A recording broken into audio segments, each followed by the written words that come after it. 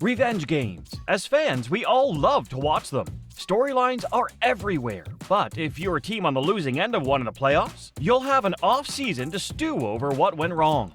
The LA Rams are in this position right now, and the guy who put them there is none other than their former number 1 overall pick, Jared Goff, quarterback of the Detroit Lions. How'd this happen? Stay with us and find out. Roller coaster ride.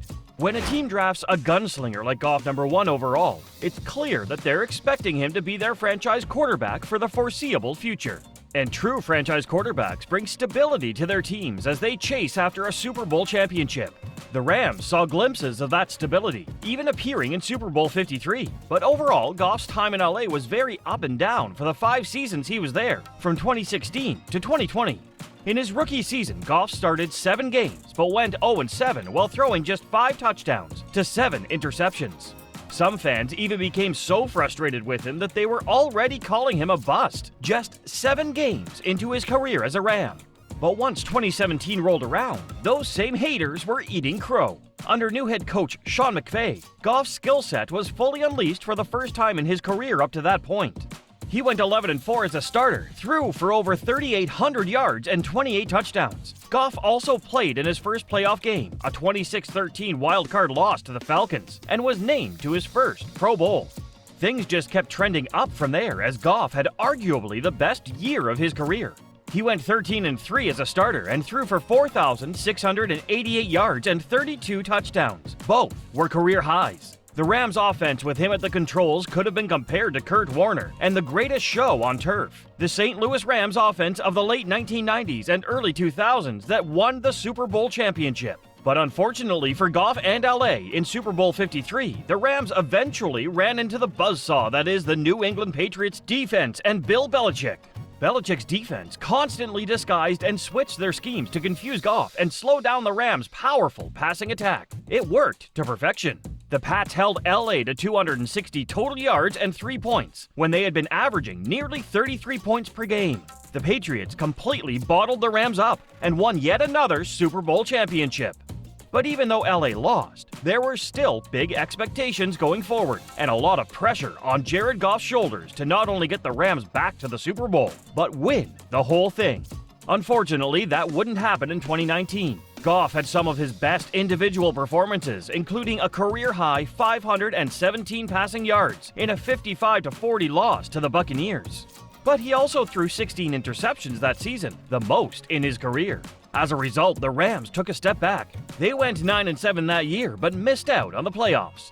LA would make it back to the postseason in 2020, and they would win in the wildcard game against the Seahawks, but lose in the NFC divisional round against the Packers. Jared Goff's game against Green Bay would be his final game as a Ram. He would never get a chance to win the Super Bowl for LA.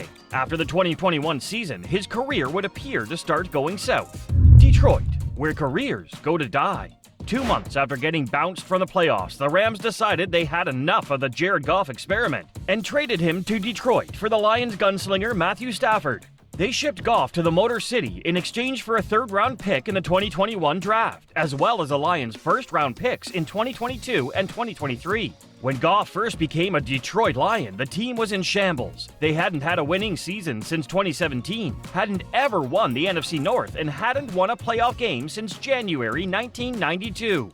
To make things even more uncertain for him, the Lions were also bringing in a brand new head coach in Dan Campbell, who had previously served as an assistant head coach and tight ends coach with the New Orleans Saints. Even though Jared Goff had a new home, and the Lions had a new head coach who was excited to get to work, that didn't translate very well to many wins in 2021. That year, the Lions went a miserable 3-13-1.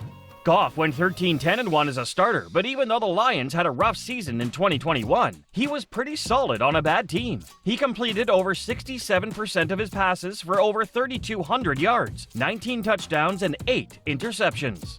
Detroit continued to struggle going into 2022 as well. The Lions started that season 1-6. They had gone 4-19-1 with Dan Campbell up to that point. Fans were just about ready to bury this team, but a funny thing happened on the way to the funeral.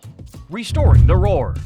Just when it looked like the Lions were down and out, they found a spark. And like an old Detroit-made muscle car, they roared back to life and managed to win 8 of their final 10 games of the season, which earned them a 9-8 record and their first winning season since 2017. Goff saw an upswing in his production in his second year with the Lions when compared to his last season with the Rams. In 2022, he completed over 65% of his passes while throwing for over 4,400 yards, 29 touchdowns, and 7 interceptions. He was ready to take off and chase bigger things, and so were the Lions. No matter how this current season ends, 2023 will be a year to remember for generations of Lions fans. The team finished 12-5 in the regular season and won their first ever NFC North Championship. The last time Detroit won their division was in 1993, and it wasn't even called the NFC North. It was called the NFC Central. Not only that, Jared Goff and many of the players on the Lions' current roster weren't even born at the time. The Lions are now a stout football team from top to bottom. They have become a team that the hardworking, blue-collar city of Detroit, Michigan can be truly proud of. But just like the city has gotten back up and dusted itself off, the Lions are also led by a quarterback who is having a resurgence of his own. Detroit and Jared Goff are growing together. They have come a long way from the awful season in 2021, while he also had one of the best years of his career. In the 2023 regular season, he completed over 67% of his passes for over 4,500 yards, 30 touchdowns, and 12 interceptions. But Jared Goff would soon try to lead the Lions to bigger things. Unfortunately, the next obstacle in their way was the Los Angeles Rams, and they were led by a man who Lions fans know all too well. The past and present collide. Matthew Stafford spent 12 seasons in Detroit from 2009 to 2020 as the Lions' starting quarterback. But aside from 3 first-round exits in the playoffs, his time in the Motor City was largely unsuccessful. He was a great player on a team that was constantly rebuilding. But 11 months after he was traded from Detroit in exchange for Jared Goff and draft picks, Stafford won Super Bowl 56. Almost 2 years after being crowned a world champion for the first time, Stafford would find himself face-to-face with his own team. But so would Jared Goff. Stafford had already won a Super Bowl ring. Goff had a chance to really stick it to the Rams. He had a chance to make them regret the day they traded him away by eliminating them from the playoffs. And he would do just that. Goff threw for 277 yards and a touchdown and led the Lions to their first playoff victory since January 1992 as Detroit hung on to beat the LA Rams 24-23. Coming full circle. In many ways, Jared Goff and the Detroit Lions mirror each other. LA had given up on him, and up until 2023, the sports world would have given up on the Lions too. Talking heads made fun of the Lions organization, which had long been considered a laughingstock in the NFL. But once he was traded to Detroit and found his footing, Goff revived his career. Once he got going, the Lions soon followed suit. There's a reason that quarterback is the most important position in football. This is a prime example of why. Teams who want to compete for the playoffs and beyond have to be confident that they have a quarterback who can get them there.